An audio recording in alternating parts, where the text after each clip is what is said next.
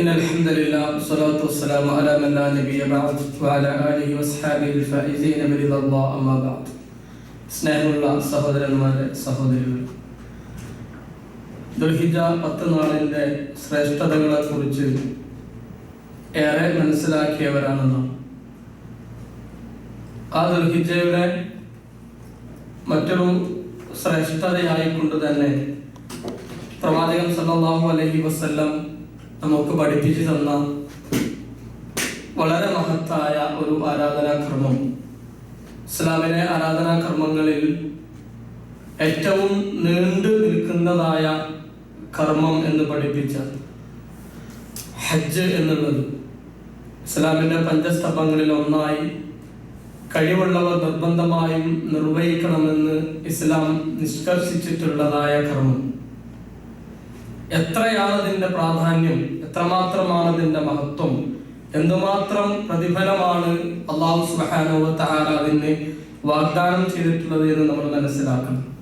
പ്രവാചകൻ സല്ലല്ലാഹു അലൈഹി വസല്ലമയോട് ഏറ്റവും നല്ല അമൽ ഏത് എന്ന് ചോദിച്ചപ്പോൾ അല്ലാഹുവിന്റെ പ്രവാചകൻ സല്ലല്ലാഹു അലൈഹി വസല്ലം മറുപടി പറഞ്ഞു, ഒന്നാമതായി അൽ ഈമാൻ ബില്ലാഹി വ റസൂലിഹി, രണ്ടാമതായി എണ്ണി ജിഹാദുൻ ഫീ സബീലില്ലാഹ്, മൂന്നാമതായി പ്രവാചകൻ എണ്ണിയത് ഹജ്ജുൻ മബ്റൂർ എന്നുള്ളതാണ്.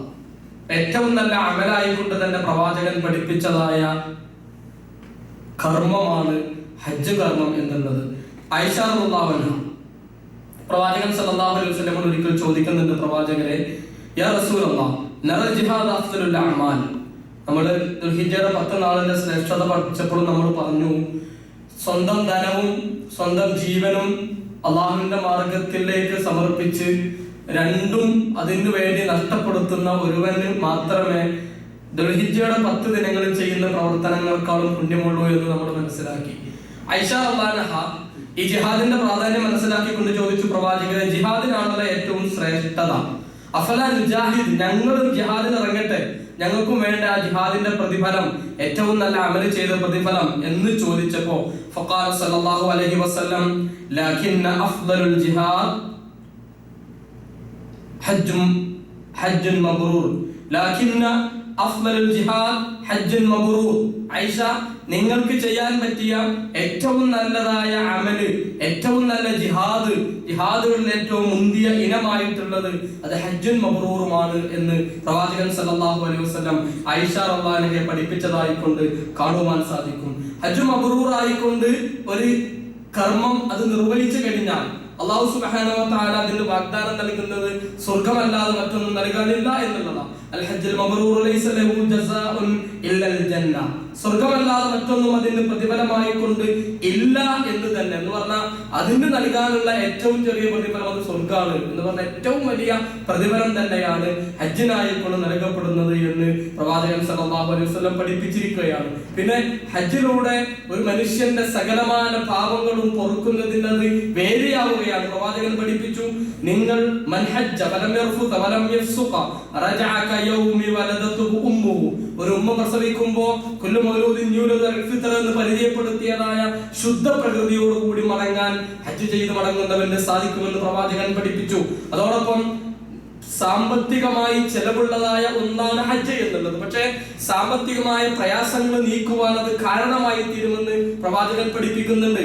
താബിഉ ബൈനൽ ഹജ്ജ് വൽ ഉംറ ഫഇന്നഹുമാ യൻഫിയാനിൽ ഫഖറ വദ്ദുനൂബ്, നിങ്ങൾ ഹജ്ജും ഉംറയും നിരന്തരം ചെയ്തുകൊണ്ടിരിക്കുക, കാരണം അത് പാപങ്ങളെ എന്നതുപോലെ തന്നെ നിങ്ങളിൽ നിന്നും ദാരിദ്ര്യത്തെയും അത് തുടച്ചു നീക്കും. അപ്പൊ ദാരിദ്ര്യം ഇല്ലാതാക്കി തീർക്കുവാൻ, പ്രാരാബ്ദങ്ങൾ ഇല്ലാതാക്കി തീർക്കുവാൻ കൂടെ ഹജ്ജും ഉംറയും കാരണമായി തീരുമെന്ന് പ്രവാചകൻ പഠിപ്പിക്കുകയാണ്. പിന്നെ ഹജ്ജിന് വേണ്ടി ചിലവഴിക്കുന്നതായ സമ്പത്തിനെ പറ്റി പഠിപ്പിച്ചത് അന്നഫഖതു ഫിൽ ഹജ്ജി കന്നഫഖതു ഫീ സബീലില്ലാഹ്, അല്ലാഹുവിന്റെ മാർഗ്ഗത്തിലുള്ള ധർമ്മ സമരത്തിന് വേണ്ടി ചിലവഴിക്കുന്നതിന് തുല്യമാണ് ഹജ്ജ് ചെയ്യാനായിക്കൊണ്ട് നിങ്ങൾ ചിലവഴിക്കുന്നതായ ആ സമ്പത്ത് എന്ന് പ്രവാചകൻ സല്ലല്ലാഹു അലൈഹി വസല്ലം പഠിപ്പിച്ചു. ഹജ്ജിന് പോകുന്നവരായ ആളുകൾ അല്ലാഹുവിന്റെ സംരക്ഷണയിലാണ്, സലാത്തും ഫീ ളമാനില്ലാഹ്, അല്ലാഹുവിന്റെ സംരക്ഷണയിലായിക്കൊണ്ടുള്ള 3 ആളുകൾ എന്ന് അല്ലാഹുവിന്റെ പ്രവാചകൻ എണ്ണി പറഞ്ഞപ്പോ അതിൽ മൂന്നാമതായി കൊണ്ട് പറഞ്ഞു, റജുലുൻ ഖറജ ഹാജ്ജൻ, ഹജ്ജ് ചെയ്യാനായിക്കൊണ്ട് ഇറങ്ങി പുറപ്പെട്ടതായ ഒരു മനുഷ്യൻ എന്നുള്ളതാണ്. ഹജ്ജ് ചെയ്യുന്നതായ, ഹജ്ജിനായിക്കൊണ്ട് ഒരുങ്ങിയിറങ്ങിയതായ ഒരാൾ എന്ത് തന്നെ പടച്ച തമ്പുരാനോട് ചോദിച്ചാലും അത് നൽകാതിരിക്കുകയില്ല എന്ന് പ്രവാചകൻ പഠിപ്പിച്ചു. അൽ ഹുജ്ജാജ് വൽ ഉമ്മാറു വഫ്ദുല്ലാഹ്, അല്ലാഹുവിന്റെ സംഘങ്ങളാണ് ഹജ്ജിനും ഉംറയ്ക്കും വേണ്ടി പോകുന്നവർ. അവർ അവർ അല്ലാഹുവോട് പ്രാർത്ഥിച്ചാൽ അതിന് ഉത്തരം നൽകിയിരിക്കും. അവർ അല്ലാഹുവിനോട് പാപമോചനം തേടിയാൽ അല്ലാഹു അവരുടെ പാപങ്ങൾ പുറത്തു കൊടുത്തിരിക്കും. ഇങ്ങനെ ഒരു മനുഷ്യന്റെ പരലോക ജീവിതത്തിന്റെ വിജയത്തിന് വേണ്ട ആവശ്യമായ മുഴുവൻ കാര്യങ്ങളും നൽകപ്പെടുന്ന ഒരു അമലായിക്കൊണ്ടാണ് ഹജ്ജിനെ പടച്ച തമ്പുരാൻ നിശ്ചയിച്ചിട്ടുള്ളത്. അത് മനസ്സിലാക്കിക്കൊണ്ട് പാരത്രിക വിജയത്തിന് ഉതകുന്ന ഭൗതികമായ നേട്ടങ്ങൾ സ്വായത്തമാക്കുവാൻ സഹായിക്കുന്ന ഈ കർമ്മത്തിനായി നമ്മൾ ഒരുങ്ങുക. അള്ളാഹു നമുക്ക് ഏവർക്കും അതിന് തൗഫീഖ് നൽകുമാറാകട്ടെ. വാഹു ദഅവാന അൽഹംദുലില്ലാഹി റബ്ബിൽ ആലമീൻ. അസ്സലാമു അലൈക്കും വറഹ്മത്തുള്ളാഹി.